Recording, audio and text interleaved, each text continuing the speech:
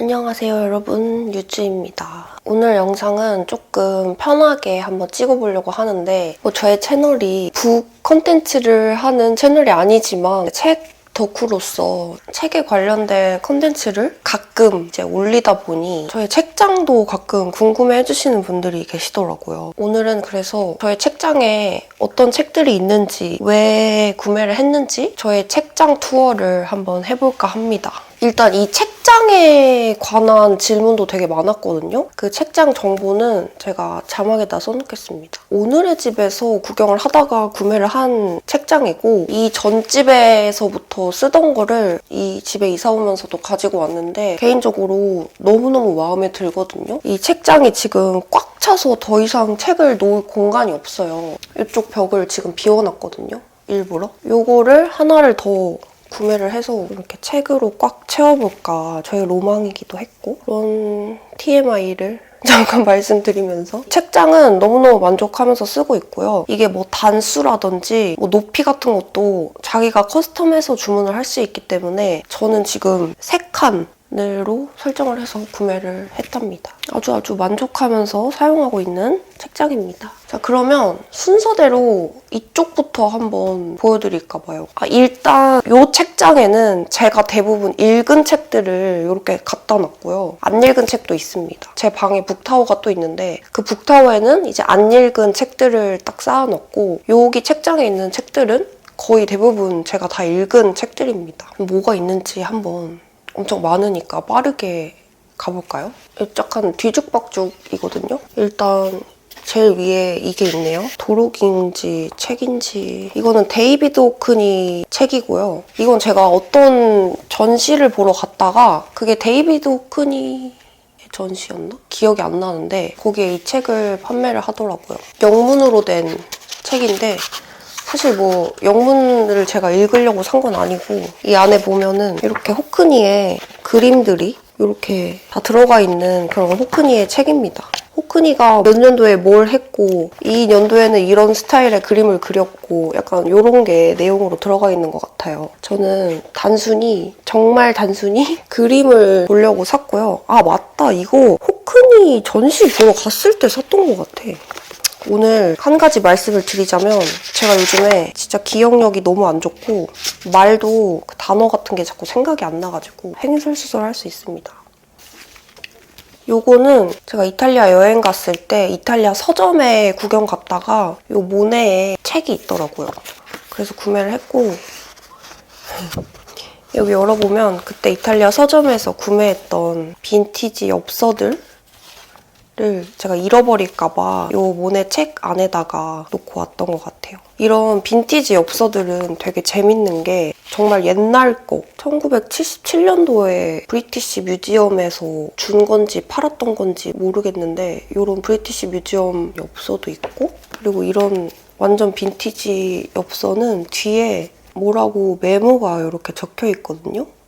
이런 것도 되게 재밌는 것 같아. 뭐라고 써 있는지 모르겠어요. 제가 굳이 이거를 따로 꺼내지 않은 이유는 그냥 이 자체가 너무 추억 같아서 이렇게 넣어놓은 것 같습니다. 그리고 이것도 마찬가지로 이렇게 모네의 그림들이 있습니다. 이때 당시에 제가 또 막 그림 그리는 거에 재미를 느꼈던 때라 한번 따라서 그려볼까 하고 구매를 했던 것 같아요. 자, 이제 가까이 와보실까요? 평소에 제가 잘 읽진 않지만 그런 카테고리를 가끔 구매해서 읽을 때가 있거든요. 약간 이대로 좀 흥청망청 살아도 되는 걸까? 나도 어른인데? 싶을 때 실천하진 않지만 약간 마음의 위안을 얻기 위해서 읽는 약간 경제도서들이 있습니다. 마케팅이 통하지 않는 세상에서 인간적인 브랜드가 살아남는다. 이런 책이 있는데 이거는 제가 안 읽었어요. 저는 이런 책을 정말 사놓고 잘 안 읽게 되는 것 같아요. 이 책이 있는지도 까먹고 있었어. 이제 제가 브랜드를 운영하면서 막 시작했을 당시에 구매했던 책으로 제가 기억을 하고요. 그때 당시 파치먼트 사무실 지하 1층에 서점이 있었어요. 그래가지고 이제 일하다가 틈만 나면 서점에 가서 딴짓을 했거든요. 그때 구매했던 책인 것 같습니다. 읽었네. 28페이지까지 읽었네요. 그 다음에 우리 집 고양이가 뜯어먹은 흔적. 부의 인문학이라는 책입니다. 읽은 지 꽤 돼가지고 기억이 잘 안 나는데 뭐 투자를 어떻게 해야 되는지 뭐 부동산은 어쩌고저쩌고 약간 자본주의 사회에서 뭐 반드시 이기는 주식 투자법의 내용이 들어가 있는 책입니다. 한참 미주에 빠져가지고 재미를 붙여가지고 주식을 잠깐 했었을 때가 있었거든요. 그때 좀 흥미가 생겨서 샀던 책으로 기억합니다. 저 같은 약간 경제 알못들도 재밌게 읽을 수 있는 책이었던 걸로 기억합니다. 그리고 약간 경제 도서 하면은 이 책을 빼놓지 않더라고요, 늘. 부자 아빠, 가난한 아빠. 이거 역시 안 읽었습니다. 제가 나중에 읽어보고 어땠는지. 저는 이런 책을 읽으면 약간 제가 철들까봐 그 다음에 스타트업 플레이북이라는 책이 있네요. 이 책도 마찬가지로 그때 당시에 그 서점에 놀러 갔다가 이걸 잠깐 읽어봤는데 내용이 좀 재밌는 거예요. 뭐 제가 스타트업을 운영하고 있진 않지만 이런 시점에서도 생각을 해볼 수 있구나라는 내용이 있어가지고 구매해서 읽었던 기억이 있습니다. 그리고 이거는 김유진 변호사님의 미라클 모닝에 관련된 책이죠. 나의 하루는 4시 30분에 시작된다. 실제로 제가 이걸 읽고 미라클 모닝을 시작했던 재밌게 읽었던 것 같아요. 그리고 브랜드 마케터들의 이야기. 제가 약간 마케팅, 아무래도 하는 일 자체가 마케팅과 정말 밀접해 있는 일이기 때문에 약간 이런 마케팅에 관련된 책이 되게 많은 것 같아요. 근데 이것도 다 읽지 않았네요. 제가 마케터는 아니지만 공감 가는 내용이 되게 많았던 걸로 기억을 하거든요. 여기는 진짜 제가 사놓고 안 읽게 되는 그런 분야의 책들이 많답니다. 다음은 김성균님의 메타버스. 이거는 완독을 한 책인데요. 한참 이때 또 메타버스라는 것이 막 급부상하면서 이제 막 뜨기 시작할 때 그 몇 년 전에 굉장히 흥미로워가지고 이 책을 한번 구매를 해서 읽어봤고 내용 자체도 흥미롭고 새롭게 알게 되는 내용들이 많았는데 그때 이분이 소설책을 집필했다고 하셨던 것 같거든요. 그래서 예시로 약간 짧은 픽션들이 들어가 있는데 굳이 이런 픽션 안 넣어도 됐을 것 같은데 하면서 약간 그 픽션의 내용 자체가 약간 불편했던 기억이 있어요. 뭐 내용은 잘 기억이 안 나는데 근데 이 메타버스라는 걸 설명하는 그 내용 자체는 굉장히 흥미로웠다. 또 있네. 마케터의 일. 안 읽었어. 왜 이렇게 마케팅에 대한 책을 많이 샀을까? 읽어봐야겠는데요?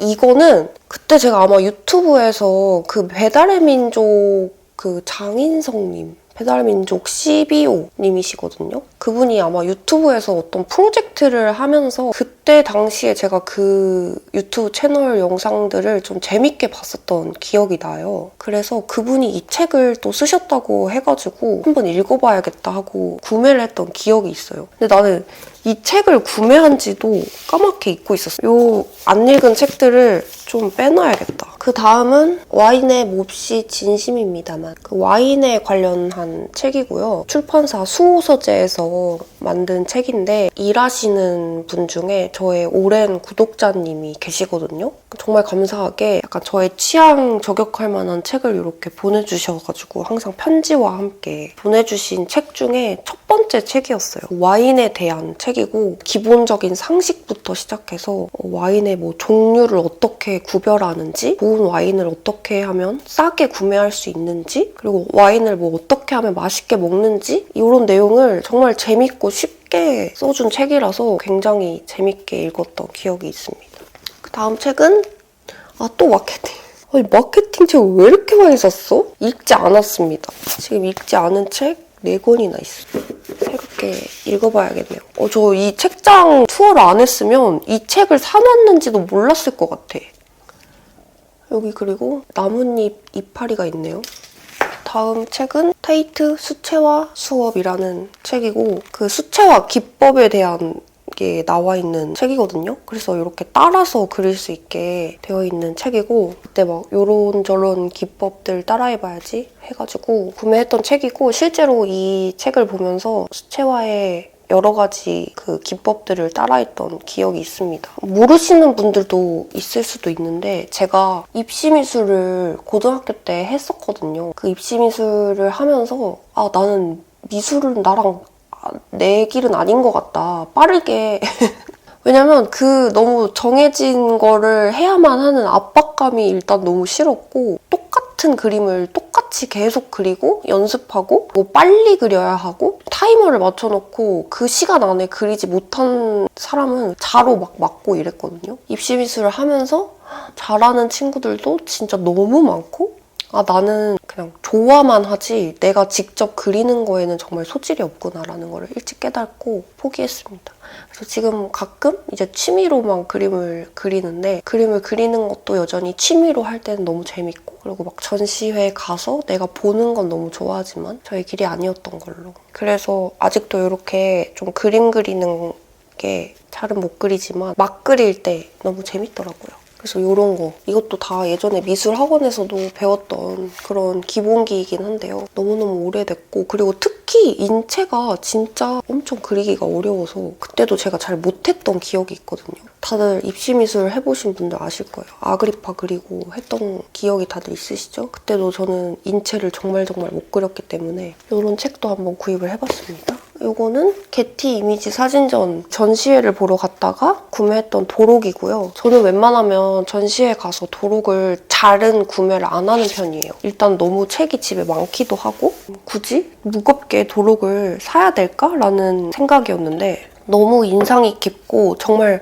좋았던 전시회를 갔을 때는 이렇게 도록을 구매하는 편이거든요. 여기 보면은 이렇게 아저씨랑 강아지랑 눈을 맞추고 있는 사진인데 저는 재밌게 봤던 사진전이었거든요. 가끔 좀 꺼내보려고 이렇게 도록을 구매를 했습니다. 그리고 여기 옆에도 책이 있는데요. 1페이지 미술이라는 책이네요. 이게 하루에 한 장씩 읽는 책이거든요. 이렇게 넘버링이 돼 있고 요일도 이렇게 나와 있어요. 작품이랑 어떤 화가의 작품인지 막 이런 걸 다 설명이 되어 있는 그런 책이거든요. 그래서 이거 그때 미라클 모닝 하면서 하루에 한 페이지씩 열심히 읽었던 기억이 있는데 미라클 모닝을 관두면서 이 책도 안 읽었던 딱 58일까지만 했네요, 제가. 58일 동안 즐거웠던 것 같은데 이것도 다시 좀 읽어봐야겠다. 하루에 한 페이지씩. 재밌거든요? 한 페이지다 보니까 굉장히 함축적으로 되어 있고 막 어렵지도 않아서 되게 재밌는데 또 이 책이 있는 것도 까먹고 있었어. 읽어봐야겠습니다. 이제 이 칸은 끝입니다. 아니네. 리얼 하와이라는 책이 있네요. 제가 몇 년 전에 하와이 가기 전에 뭐가 있는지 여기 진짜 다 나와 있거든요. 막 이벤트 같은 거 언제 어디서 하는지 하와이의 엄청 유명한 맛집이라든지 남들이 잘 모르는 현지인들만 아는 그런 스팟들 아니면 막 이런 전망대, 드라이브 전망대 같은 거 이게 굉장히 잘 돼 있어가지고 이거 한 권을 들고 가서 이제 언니들이랑 방에 숙소에 모여가지고 이런 게 있대. 다음날 여기 한번 가볼까 해서 막 이거 보고 가보고 막 했던 그런 책입니다. 하와이 가실 분들 이거 추천드립니다.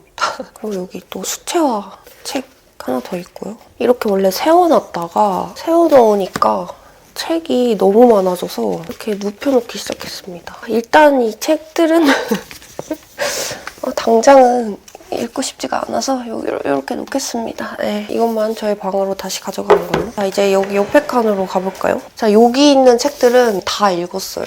너무 좋아하는 철학 인문학 책들이 여기 쫙 있습니다. 제가 너무 좋아하는 책들이라서 여기 제일 첫 번째 이 칸에다가 놔뒀고요. 여기 끝에부터 먼저 보여드리자면 그 페터 비엘이라는 그 선생님의 삶의 격이라는 철학 에세이입니다. 페터 비엘이 선생님의 책이 하나가 더 있거든요. 자기결정이라는 책인데요. 이것도 마찬가지로 철학 에세이예요. 처음에 이 자기결정이라는 책을 읽고 너무 재밌게 읽어서 깨달은 게 너무너무 많았던 그런 책이거든요. 책 내용 자체가 행복하고 존엄한 삶은 내가 결정하는 삶이다 해가지고 어떻게 해야 내가 좀 더 내 가치를 지키면서 흔들리지 않고 내면적으로도 단단하게 어떻게 하면 살아갈 수 있을지 그런 내용이 담긴 책이라서 제가 너무너무 좋아하는 그런 책인데 이 책을 너무 재밌게 읽어서 페터 비에리 선생님의 이 삶의 격을 이제 또 사서 읽어봤는데 이 책은 너무 좋았는데 이 책은 너무 재미가 없는 뭐라고 해야 될까? 약간 뜬구름 잡는 소리를 많이 한다고 해야 될까요? 이 선생님이? 이 자기결정 때는 안 그러셨는데 그래도 한번 읽어볼 만한 가치가 있는 그런 책입니다. 근데 이 자기결정은 제가 이때 당시에 읽으면서 이런 생각을 했어요. 저는 항상 이 삶을 뭐 누구나 그렇지만 나로서 한 번만 살아갈 수 있잖아요. 나로 태어나서 난 타인이 될 수 없으니까 나로서 이 생을 살아가야 되는데 가끔은 이렇게 사는 게 맞나? 싶을 때가 많았거든요. 그리고 뭔가 길잡이가 있었으면 좋겠다라고 항상 어렸을 때부터 생각을 많이 했는데 물론 그게 뭐 실존하는 인물로 우리 주변에 있으면 너무나 좋겠지만 또 그런 사람을 만나기도 사실 쉽지 않다 보니까 항상 그거에 대한 어떤 갈증이 있었다고 해야 될까요? 나를 좀 바른 길로 이끌어주는 나의 선생님이 있었으면 좋겠다라는 생각을 많이 했는데 진짜 이런 철학, 인문학을 읽으면서 굉장히 그 갈증이 많이 해소가 됐었거든요. 그래서 이 자기결정을 읽었을 때도 그래, 내가 원하던 게 바로 이런 거였어 라는 생각을 많이 했었습니다. 짧게 한번 읽어보자면 좀 더 많은 돈, 좀 더 높은 지위를 추구하는 나의 의지가 정말로 내 마음을 편하게 하는가? 내가 진정으로 화려한 삶과 요란한 성공을 쫓는 사람인가? 혹시 수도원 같은 고요 속에서 마음의 안식을 얻는 유형은 아닌가? 여기에 윗줄을 그어놨네요.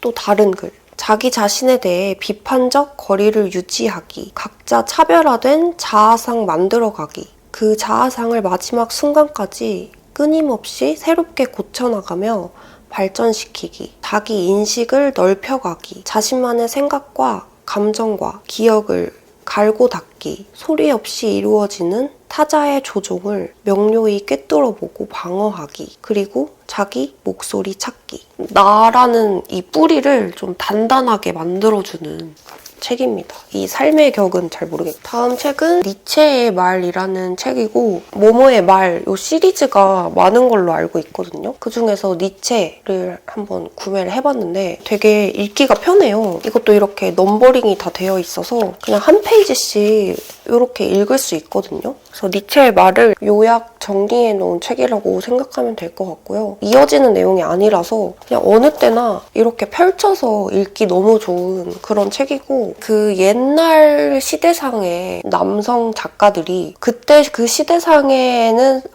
여성관이 이랬구나 하는 정도의 내용들이 나오는 경우들이 있는데 다행히 이 책에는 저를 불편하게 하는 그런 내용은 없었고 되게 좋은 말들이 많이 나와 있었습니다. 그래서 굉장히 이 책도 재밌게 읽었던 기억이 있어요. 철학을 시작해보고 싶은데 어떤 책을, 너무 어려운 책을 읽긴 좀 부담스럽고 그런 분들께 추천드립니다. 다음은 페소아의 불안해서죠. 제가 지난 벽돌책 추천 영상에서도 소개했던 이 책에 관한 자세한 내용은 지난번 저의 책 추천 영상을 보시면 저의 생각과 왜 이 책을 추천했는지 그 영상에 나와 있으니까 그 영상을 한번 보시면 좋을 것 같아요. 그 다음은 에릭 와이너의 소크라테스 익스프레스라는 책이고요. 이 책도 제가 이제 막 그 철학 인문학 책들을 접할 때 초반에 읽었던 책인데 어렵지 않아서 진짜 재밌게 읽었던 기억이 있어요. 이 저자가 재밌게 읽기 쉽게 글을 써줬거든요. 이 저자가 자기의 이야기를 하면서 여러 가지 그 철학가들의 사상에 대해서 좀 재밌게 설명을 해줬던 책인 걸로 기억을 하고 있습니다. 저 이렇게 책을 읽을 때 너무 좋은 부분은 이렇게 인덱스를 붙이기도 하고 형광펜으로 밑줄을 그으면서 읽고 있거든요. 인덱스가 많다는 건 제가 감명 깊게 읽었다는 거.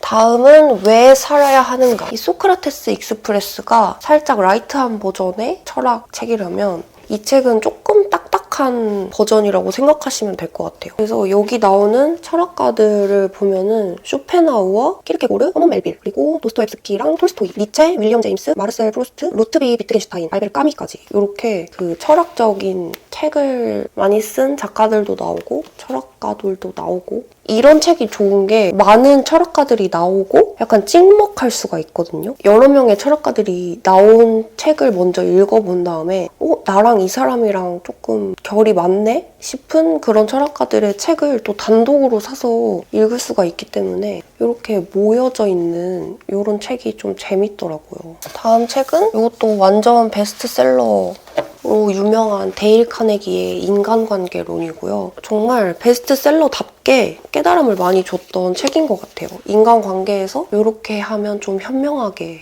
관계를 이어나갈 수 있다 하는 그런 내용의 책이고, 너무 당연한 거지만 사실은 그 당연한 것도 잘 인지를 못할 때가 많잖아요, 살다 보면. 그럴 때 또 이런 책들이 조금 나의 길잡이가 돼주지 않나 해가지고 제가 이렇게 하이라이트 표시해놓은 게 있거든요. 사람들이 당신을 오해할까 두려워 말고 적들을 생각하느라 1분 1초도 낭비하지 마라. 하고픈 일을 확실히 정하려 노력하고 그 다음에는 한눈 팔지 말고 곧바로 목표를 향해 나아가라. 당신이 하고픈 위대하고 빛나는 일에 집중하라. 제목이 인간관계론이긴 하지만 어쨌든 그 인간의 범주에 나도 포함이 되기 때문에 아까 이 자기결정과 마찬가지로 어떻게 하면 조금 더 현명하게 지혜롭게 삶을 살아갈 수 있을지에 대한 내용이라서 이것도 정말 읽어보면 좋은 그런 책입니다. 다음 책은 신영철님의 인생의 역사라는 책이고, 이것도 너무너무 재밌게 읽었던 책이에요. 이건 제 친구 소라가 선물을 해줘서 읽어봤는데요. 신영철님이 이 시를 자기가 설명하고 거기에 대한 생각들을 이렇게 풀어나가는 책이거든요. 시화니까. 제가 몰랐던 그런 시인분들의 시도 읽게 되면서 약간 이 신영철님이 글을 진짜 맛있게 잘 쓰시거든요. 너무 재밌게 읽었습니다. 짧게 또 한 구절 읽어볼게요. 진정한 나를 찾느라 번민하는 이들, 혹은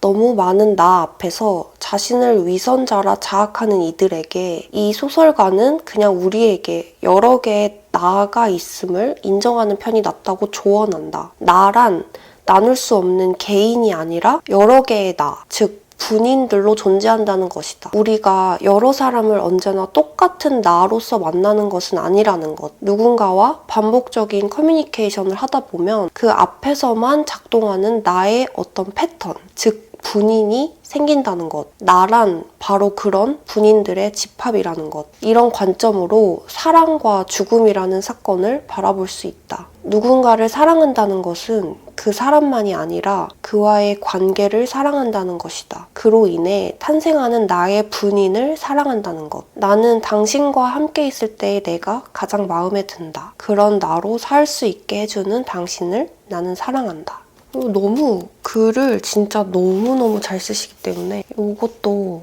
꼭 한번 읽어보셨으면 좋겠습니다. 그리고 사는 게 고통일 때, 쇼펜하우어.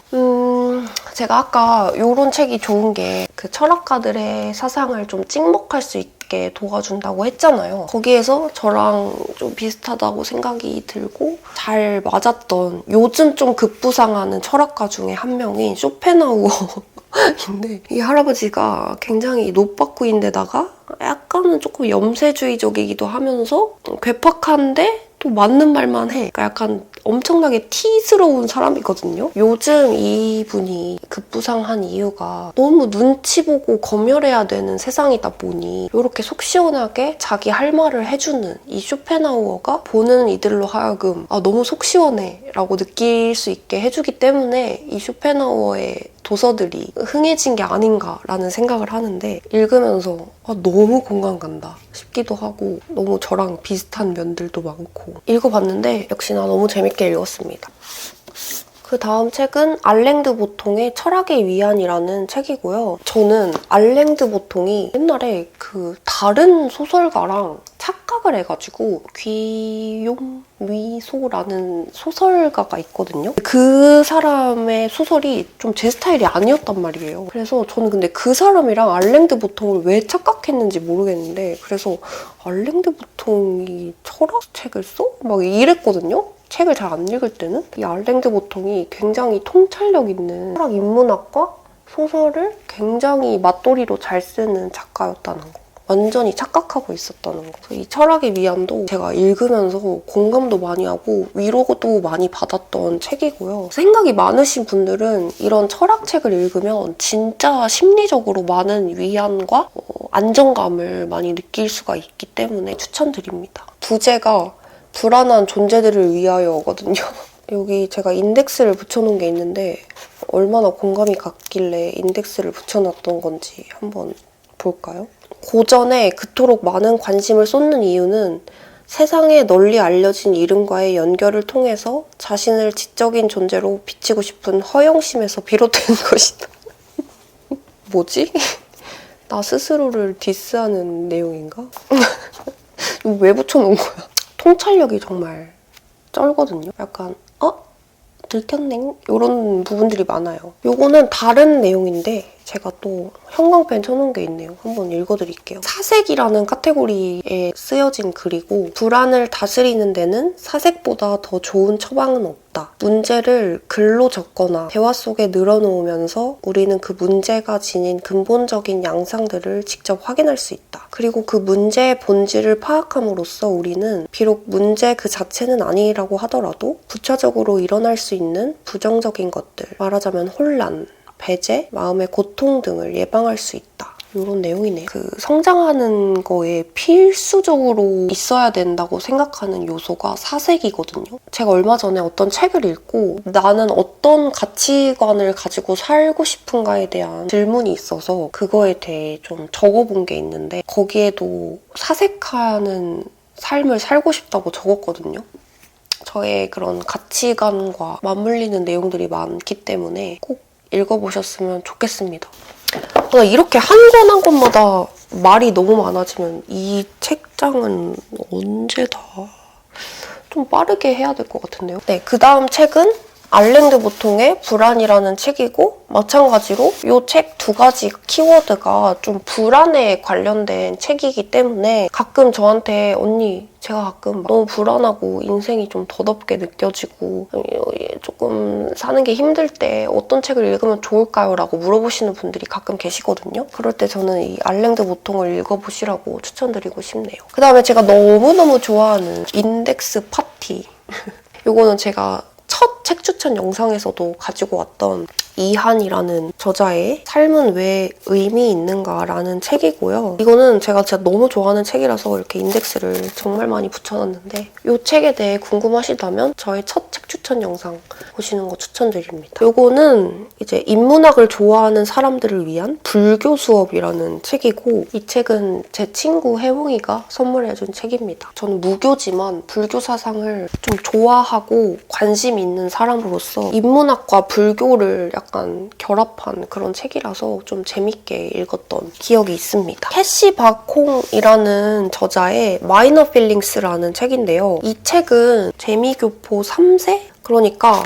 부모님은 한국에서 어느 정도 살았던 시절이 있으신 분들이고 해외로 이주를 하면서 이제 거기서 나고 자란 검은 머리 외국인에 대한 그 나라에서 약간 어떤 차별이라든지 약간 그런 거에 대한 많은 것들이 담겨져 있는 책이고요. 직접적으로 저와의 삶과는 연결되는 지점은 없는데 읽으면서 정말 많은 생각을 들게 했던 그런 책인 것 같아요. 그래서 이 책도 굉장히 재밌게 읽었고요. 우리 유시민 선생님의 어떻게 살 것인가 진짜 제가 형광펜을 정말 많이 쳤던 책이고요. 진짜 좋은 내용이 가득가득 담겨있는 책이라서 그리고 유시민 선생님이 또 글을 진짜 기깔나게 쓰셔가지고 한 번쯤 읽어보면 좋은 그런 책이랍니다.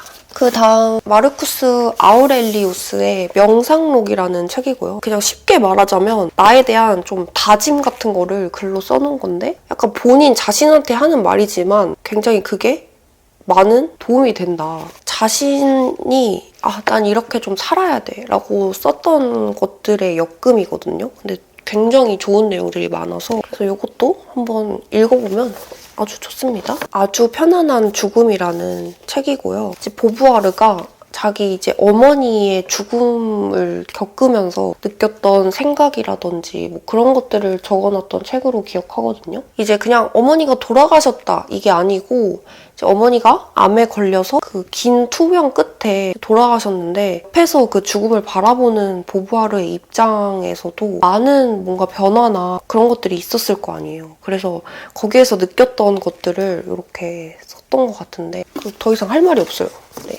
헨리 데이비드 소로우의 월든입니다. 인용이 굉장히 많이 되는 책이기도 하고 어떤 책들을 읽으면 이 월든이 굉장히 많이 나오더라고요. 개인적으로 내용 자체는 좋긴 했으나 그 내용이 그거거든요. 이 헨리 데이비드 소로우가 집안 환경도 되게 좋았고 좋은 학교를 다니고 있는 사람인데 모든 것에 약간 염증을 느끼고 그냥 숲속에 들어가서 오두막을 짓고 사는 그러니까 약간 속세와 단절을 시켜서 하는 그런 이야기예요, 한마디로. 개인적으로 막 그렇게까지 공감이 되지 않는? 물론 되게 딱 진짜 이것만 놓고 보면은 진짜 막 이렇게 하면서 읽었는데 이 헨리 데이빗 소로우가 알고 보니 그 속세와 단절했다는 그 집도 본가랑 그렇게까지 멀지 않았던 집이고 빨래나 이런 것도 엄마나 누나가 와가지고 해주고 이랬다고 하더라고요. 그걸 알고 난 이후로 제가 보기에는 이게 완벽하게 자신이 진짜로 속세랑 단절을 해서 했던 게 맞을까, 과연 그런 의구심이 들으면서 아무튼 내용 자체는 좋았습니다. 다음은 황선우 작가님의 사랑한다고 말할 용기. 굉장히 제가 좋아하는 분이고요. 이렇게 2권 사랑한다고 말할 용기와 여자 둘이 살고 있습니다 라는 책이고요. 읽으면서 느끼는 거지만 저랑 삶이 좀 비슷하다고 느껴지는 부분들이 많이 있어서 되게 좋아하는 분이고, 글을 읽으면서도 나중에 제가 조금 더 나이가 있을 때 나랑 비슷한 삶을 살고 계시니까 나도 저렇게 살고 싶다 하는 생각을 들게 만들어주시는 분이라서 이렇게 2권 재밌게 읽어가지고 여기 있습니다. 다음은 김영하 작가님의 여행의 이유라는 산문집이고요. 사실 저랑 그렇게 성향이 엄청 비슷하진 않아서 그 김영하 작가님의 성향이 묻어나는 그런 글들을 많이 쓰시기 때문에 성향이 그렇게 비슷하진 않아서 사실 막 엄청 공감이 가진 않은데, 그래도 김영하 작가님의 글이 또 너무 글을 맛깔나게 잘 쓰셔가지고 재밌게 읽어본 책입니다. 다음은 이 한병철님의 시간의 향기 책입니다. 근데 이 책이랑 피로사회라는 책도 있거든요. 그거 다 읽었는데 어딨지? 여기 어디 있을 것 같아 지금. 아무튼 이분은 조금 특이한 게 한국에서 먼저 출판한 게 아니라 독일에 가서 독일어로 먼저 출판을 해서 독일 사회에서 되게 좀 이 책 자체가 화제가 많이 됐거든요. 그래서 그 책을 다시 이제 한국어로 번역을 해서 한국에서 출판한 걸로 제가 알고 있거든요. 그래서 보면은 책 그 문법 자체가 좀 진짜 독일스러워요. 통찰력이 있는 분이고, 이 알랭드 보통과 마찬가지로 흔히 말하면 한국에서 우리 사회에선 좀 이래야지, 이렇게 사는 게 맞는 거지 하는 그 순리들이 있잖아요. 그거를 조금 깨는 약간은 좀 반항적인 시선을 담고 있는 그런 책인데, 그렇기 때문에 굉장히 속 시원하기도 하면서 그런 걸 꼬집기 때문에 저는 굉장히 많이 공감이 가기도 하고 좋기도 하더라고요. 이거를 제가 이탈리아를 가지고 썼거든요, 이 책을. 제가 그때 당시에 너무 막 좀 지쳐 있었어요. 약간 살짝의 번아웃이었다고 해야 되나? 그러니까 막 일을 많이 해서라기보다는 삶 자체에 대한 번아웃이라고 해야 될까요? 진짜 좀 아무것도 안 하고 좀 쉬고 싶다는 마음으로, 이탈리아도 솔직히 뭐 로마나 이런 데는 그 도시 자체가 유적지이기 때문에 볼 것도 굉장히 많은데 로마에 있지 않고 아말피라는 남부 이탈리아를 가서 조용한 산꼭대기에 있는 어떤 별장 같은 숙소를 하나 에어비앤비를 통해서 예약을 해가지고 거기에서 막 돌아다니지 않고 진짜 그 숙소에서 진짜 좀 쉴 겸 아무 계획도 없이 갔거든요. 근데 마침 그 앞뒤로 진짜 바빴던 일정이었어가지고 이 현재에 너무 시달리다가 딱 가서 이 책을 그때 마침 가지고 가서 읽었는데, 이 책의 내용이 아까 그 알랭드 보통과 마찬가지로 사색의 중요성에 대해서 써진 책이거든요. 그래서 딱 그 이탈리아에 정말 아무것도 안 하고 쉬러 가고 싶다라는 그것과 굉장히 맞물려져서 정말 타이밍이 잘 맞았던 그런 책이라고 기억하고 있습니다. 잠깐 좀 한 구절 읽어보자면요. 좋은 시간에 들어갈 수 있는 것은 쓸데없는 것을 비워낸 정신이다. 바로 이러한 비움이 정신을 욕망에서 해방하고 시간의 깊이를 준다. 시간의 깊이는 모든 순간을 온 존재와 그 향기로운 영원성과 결합한다. 시간을 극도로 무상하게 만드는 것은 바로 욕망이다. 욕망으로 인해 정신은 가만히 있지 못하고 마구 내달리는 것이다. 정신이 가만히 서 있을 때, 정신이 자기 안에 편안히 머물러 있을 때 좋은 시간이 생겨난다. 제가 방금 말한 그 상황과 너무 맞물리는 내용이지 않아요? 이 책의 전반적인 내용이 다 그렇기 때문에 그 이탈리아에서 다른 건 다 기억이 안 나고, 그때 막 우박도 내리고 막 비가 엄청 많이 왔어요. 막 흐리고 막 쌀쌀했거든요. 아름다운 숙소에서 그 빗소리를 들으면서 이 책을 읽었던 순간이 너무너무 좋게 각인이 되더라고요. 그리고 또 알랭드 보통 일의 기쁨과 슬픔. 저 이 문장 때문에 끌려서 샀거든요. 우리는 무엇 때문에 일을 하는가? 현대인의 일과 삶. 그 의미. 일이라는 거가 저한테 주는 게 엄청 큰 사람이거든요. 내가 왜 일을 해야 되고 왜 이 일을 계속 해야 되고 그리고 이 일을 어떻게 하면 즐겁게 할 수 있고 그러니까 이런 의미나 가치를 계속 생각하고 찾는 걸 좋아하는 사람이기 때문에 그래서 한번 읽어본 책인데 너무너무 재밌게 잘 읽었던 책입니다. 다음은 정지음님의 젊은 ADHD의 슬픔. 말 그대로 이 저자분이 ADHD를 겪으면서 자기가 생활했을 때 막 어떤 불편함이었다든지 아 이래서 이랬구나 막 이런 내용들이 담겨 있거든요. 이분이 필력이 미쳐가지고 너무 웃겨요. 그냥 웃기고 되게 재밌어요. 딥한 그런 내용은 또 아니어가지고 재밌게 읽었던 책입니다. 그리고 ADHD라는 거에 대해서도 약간 깊게 알아갈 수 있는 그런 책이었어요. 다음은 김현경님의 사람, 장소, 환대라는 책이고 이 책 같은 경우에는 유튜브에선가 어디선가 보고 구입을 했던 책인데요. 생각보다 너무나 어려웠다. 말 그대로 사람과 장소와 환대에 관한 책인데 약간 생각해볼 만한 게 많은 내용이에요. 평소에 생각해보지 못했던 것들에 대한 내용이 많거든요. 그 뭐 사람 파트에 보면은 사형수에 대한 내용이라든지 장애인에 대한 내용이라든지 그래서 읽으면서 진짜 생각을 많이 하게끔 만드는 그런 책이었습니다. 좀 어려웠던. 이런 거를 또 사유하는 걸 좋아하시는 분들이라면 이 책을 한 번쯤 읽어볼 만도 하다. 이렇게 두 책장이 끝났네요. 아 너무 많은데 이거 어떡해? 그리고 여기는 이제 제가 좋아하는 민음사의 세문전 소설들이 이렇게 쫙 있고요. 여기는 소설 파트입니다. 제가 재밌게 읽은 소설들 어떤 책들이 있는지 하고 제가 좋았던 것만 빠르게 소개를 해볼게요. 달과 유펜스, 서머신몸, 까미의 이방인, 까미의 시지프 신화, 그다음에 단테의 신곡, 지옥편이 있고요. 다자이 오사무의 인간실격, 다자이 오사무의 사양, 조지 오웰의 동물농장, 호밀밭의 파수꾼, 그다음에 까미의 페스트, 가와바타 야스나리의 설국이 있고요. 그리고 이거는 문예출판사의 세계 문학선이고 루이제 린저의 생애 한가운데, 그리고 김초엽 작가님의 지구 끝의 온실, 김초엽 작가님의 방금 떠나온 세계, 이거는 문학동네의 세계 문학 전집에 있는 저메이카 킹케이드의 루시, 이영모의 아가미, 김현수의 파도가 바다의 일이라면, 김금희의 나는 그것에 대해 아주 오랫동안 생각해, 양 기자님의 모순, 밀란 쿤데라 참을 수 없는 존재의 가벼움, 테드 창의 당신 인생의 이야기, 그리고 테드 창의 숨, 장유진의 일의 기쁨과 슬픔, 구병모의 상하의 문으로, 최은영 작가님의 애쓰지 않아도, 버네사 우즈의 다정한 것이 살아남는다, 밀란 쿤데라의 무의미의 축제, 최진영님의 구의 증명, 이미애님의 달러고트 꿈 백화점, 그다음에 앤디 위어의 프로젝트 헤일메리가 이렇게 있습니다.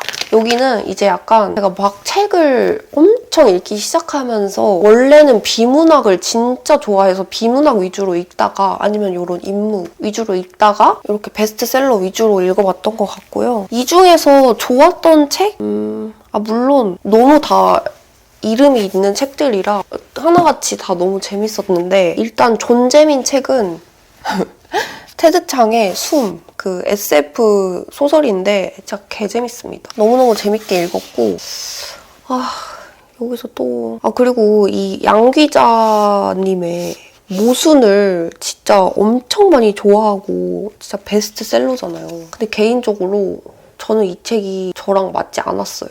책을 엄청 좋아하시는 분들이 들으면 뭐라고? 모순은 정말 최고야! 막 이러실 수 있는데 저는 개인적으로 그렇게까지 좋진 않았다. 그러니까 너무 하이퍼 리얼리즘이라서 제가 약간 럼프 안 보는 거랑 비슷한 느낌이라고 해야 되나? 너무 어두운 것 같지?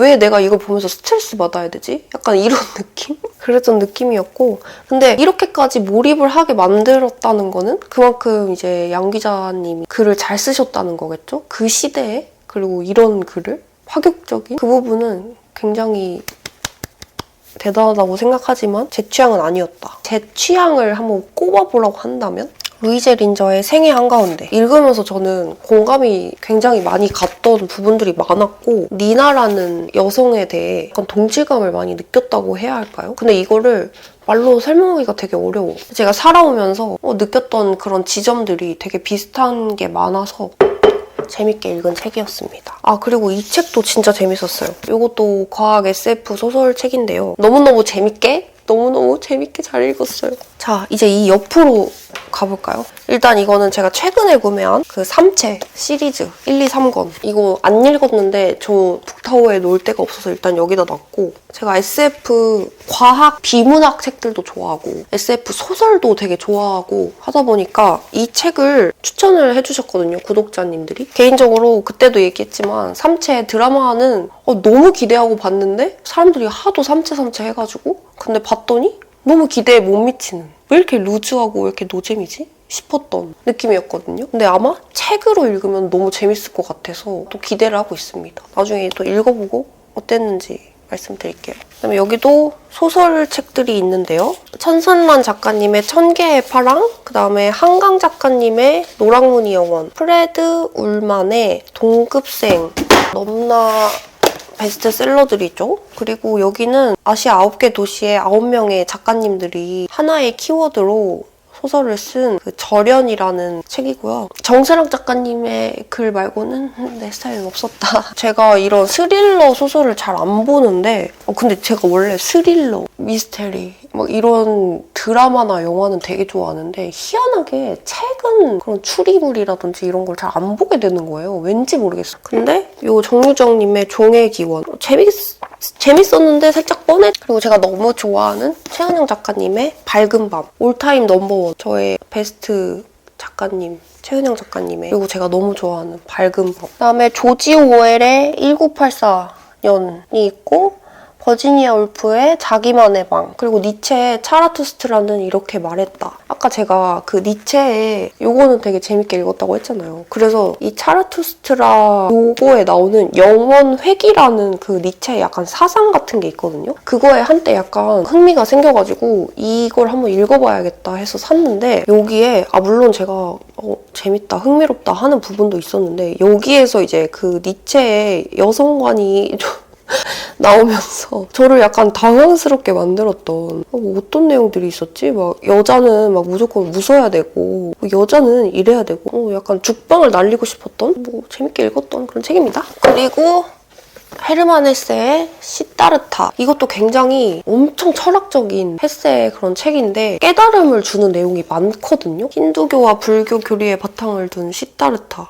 근데 이 시다르타라는 이 인물이 너무 짜증나게 해서 이렇게 짜증나게 하는 거예요. 짜증나게 굴어. 제 그냥 개인적인 생각입니다. 약간 저는 할 거면 하고 말 거면 말지 막 좀 찡찡거리는 느낌이어가지고 도대체 왜 이러는 거야? 막 이러면서 읽었거든요. 아무튼 근데 어쨌든 굉장히 재밌게 읽었습니다. 이제 얼마 남지 않았어요. 진은영님의 시집 나는 오래된 거리처럼 너를 사랑하고가 있고요. 이것도 다 읽었던 책이고, 이 사람의 이름이 뭐였지? 사이먼 시넥이라는 사람의 Why라는 책입니다. 이거는 누가 추천해줘서 읽었는데 제 스타일 아니었고요. 이 타로 리딩, 타로 카드 그 해설하는, 또 이탈리아 서점에서 빈티지 타로 카드를 사와가지고 타로 내 거 보고 싶다 해가지고 한번 사봤는데 재밌더라고요. 그리고 여기도 그 미술 관련된 책들이 좀 있는데 모네에 관한 책이고요. 모네 일상을 기적으로 책이 있고, 인상파 화가인데 호아킨 소로야라는 화가가 있는데요. 그림이 너무너무 제 스타일인 거예요. 당장 우리나라에서 전시를 하면 바로 보러 갈 수 있겠지만 내가 좋아하는 그런 화가가 전시를 하지 않는다 이러면 이 그림을 볼 수 없으니까 이런 걸 통해서 작품을 봤습니다.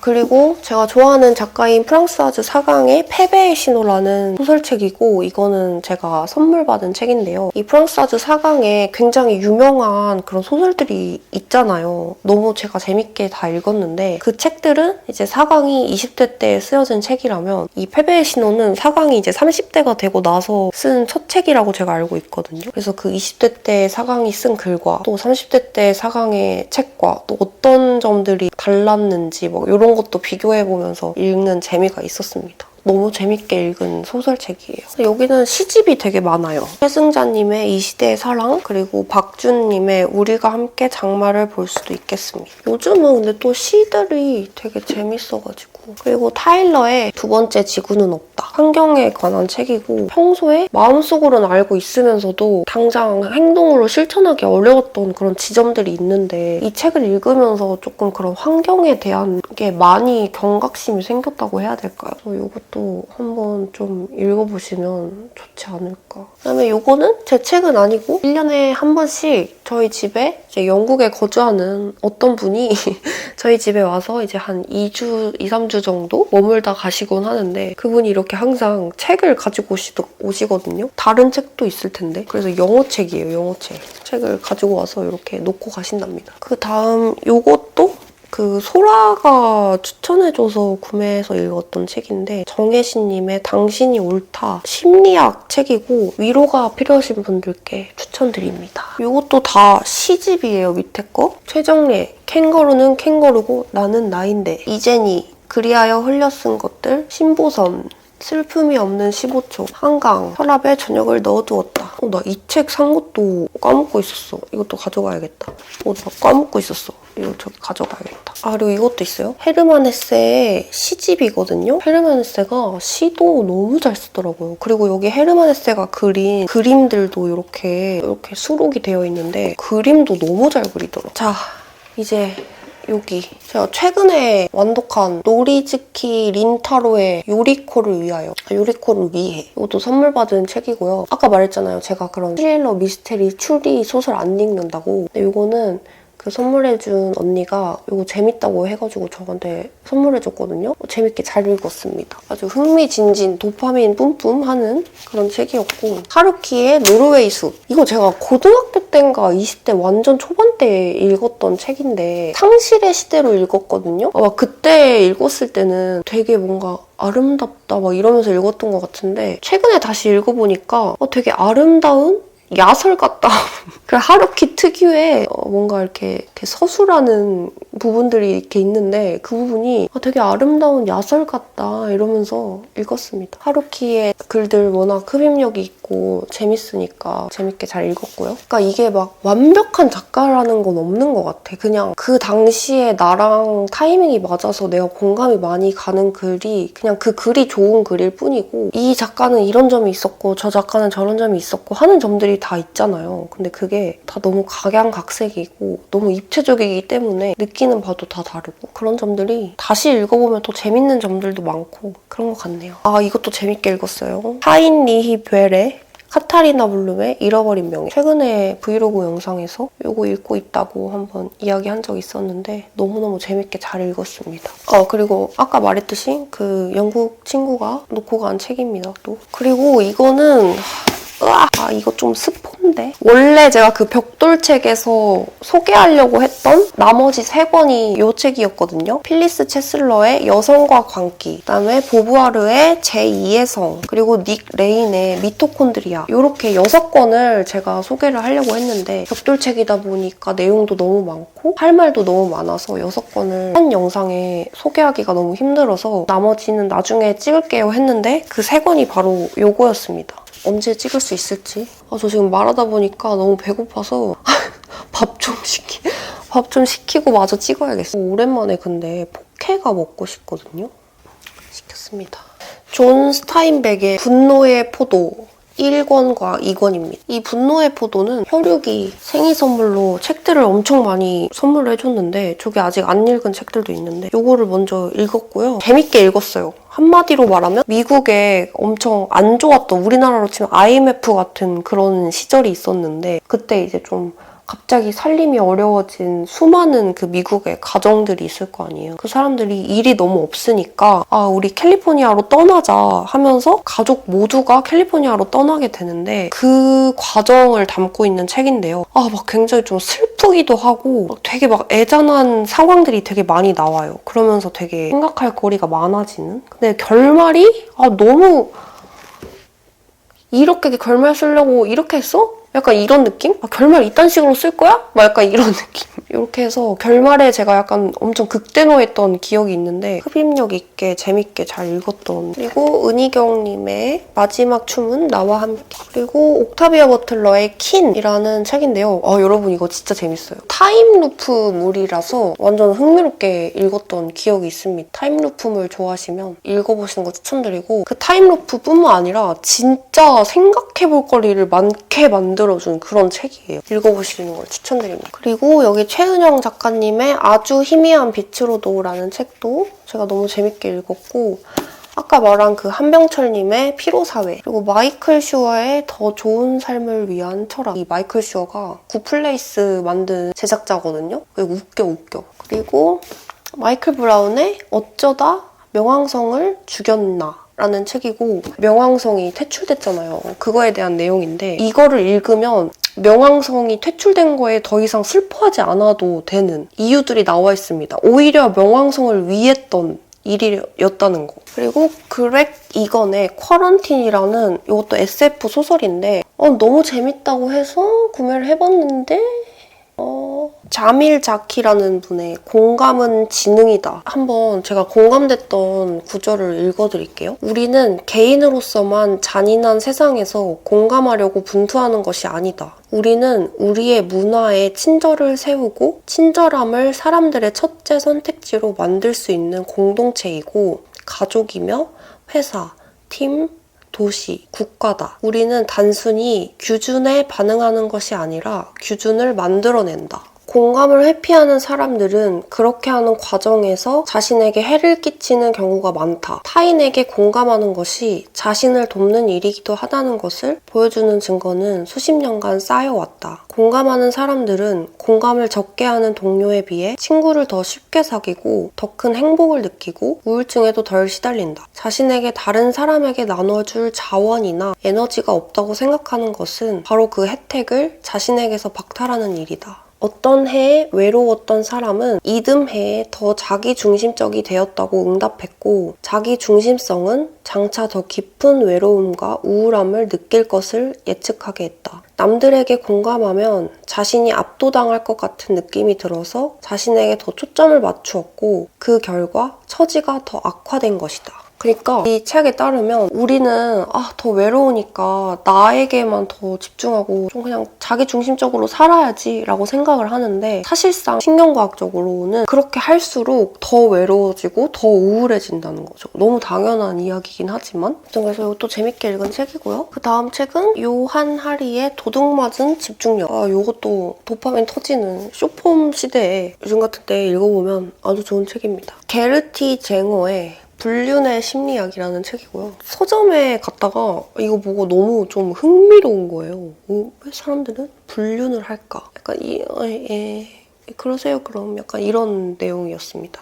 그 다음에 배수환님의 푸른 사과가 있는 국도라는 소설책이고요. 김혜란 작가님의 비행운. 그 다음에 켄 리우의 이것도 SF 소설인 종이동물원이 있습니다. 이제 이 밑에로 가보자면요. 제 얼굴이 그래도 나와야 되니까 벽돌책에서 추천해드린 웰컴 투 더 유니버스랑 풍균새 이 책도 궁금하시면 제가 추천한 벽돌책 추천 영상을 보시면 좋을 것 같고 한스 로슬링이라는 저자의 팩트플리스 이거는 사회를 바라볼 때 뭐 뉴스나 이런 걸 보면 아니면 흔히 뭐 SNS만 들어가 봐도 접하는 뉴스나 이런 것들이 이제 우리 사회는 뭔가 망한 것 같아. 너무 안 좋고 이런 일들만 가득해. 막 이런 것들이 많잖아요. 근데 사실상 팩트가 아니라는 거지. 당연히 보도되는 그런 기사들이나 사건, 사고들은 당연히 우리가 알아야 될 문제들이기 때문에 뭐 이런 일이 일어났습니다 라고 보도를 하지만 그것만 보다 보면은 무섭기도 하고 인류애가 사라지기도 하잖아요. 근데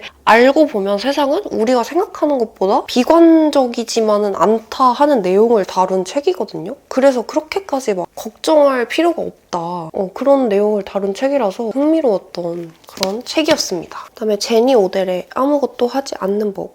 이거는 책 제목만 보고 진짜 아무것도 하지 않는 방법이 써져 있나 했는데 아니었고요. 굉장히 딥한 그런 내용이었습니다. 깜짝 놀랐던 그런 책이었어요. 다음은 마샤 스타우트라는 저자의 이토록 친밀한 배신자라는 책이고요. 사이코패스랑 소시오패스에 관한 내용의 책이거든요. 진짜 좀 나르시스트 같고 소시오패스 같은 인간을 한번 겪어보게 되면서 약간 그 심리를 좀 이해하고 싶은 거예요. 그래서 이 사이코패스는 모르겠는데 이 소시오패스에 관한 책을 막 찾다가 이 책이 있길래 한번 읽어봤고 재밌었습니다. 물고기는 존재하지 않는다. 저는 굉장히 재밌게 읽었습니다. 구조적으로 되게 독특한 형식의 소설이고 약간 호불호가 갈리는 걸로 알고 있거든요. 근데 저는 재밌게 읽었습니다. 앨릭스 코브라는 저자의 우울할 땐 뇌과학이라는 책이고요. 우울이라는 감정에 좀 부정적인 경우가 많잖아요. 근데 이거는 진짜 팩트 뇌과학적으로 어떤 회로에서 어떤 게 발생하기 때문에 이렇게 되는지 감정적인 게 아니라 진짜 뇌과학적으로 어떤 게 일어나는지에 대해 써져 있는 책이라서 오히려 막 우울할 땐 막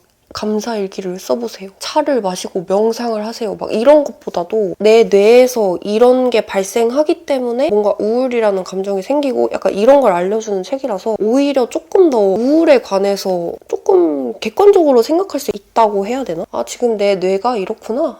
약간 요렇게 되는? 그래서 저는 좀 재밌게 읽었던 책이었습니다. 이제 거의 끝나간다. 마지막 여기 요 밑에 잠깐 밝게 했다가 제가 이게 너무 가지고 싶은 거예요. 열린 책들 출판사에서 특집으로 나온 도스토옙스키 시리즈거든요. 도스토옙스키는 러시아를 대표하는 유명한 소설가인 거는 다들 아시겠지요? 그래서 이게 그때 특별판으로 나온 거고 막 이렇게 막 일러스트들이 다 있어요. 근데 제가 한 번도 이런 시리즈로 막 이렇게 통으로 구매해본 적이 없는데 이 도스토옙스키의 이 책이 너무 갖고 싶은 거예요. 그리고 너무 멋있지 않아요? 또 이 책이 굉장히 두껍단 말이죠.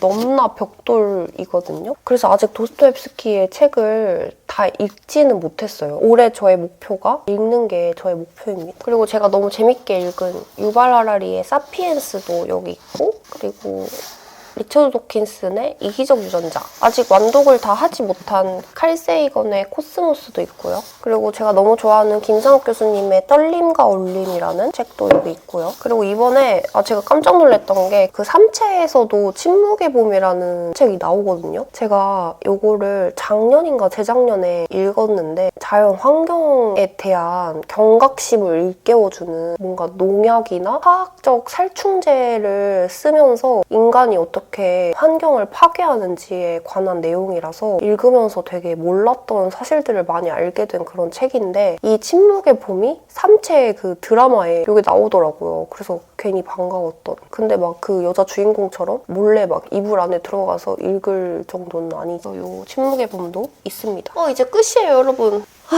다 했다, 이제. 갑자기 어두워졌어. 네, 여러분 오늘 이렇게 저의 책장 투어 어떠셨나요? 너무 긴 것 같은데 지금 이게 맞아? 언젠가는 찍어야지 라고 생각했던 거였는데 여러분이 재밌게 봐주셨으면 좋겠고 우리는 그러면 또 다음 영상에서 만나도록 합시다, 여러분. 안녕.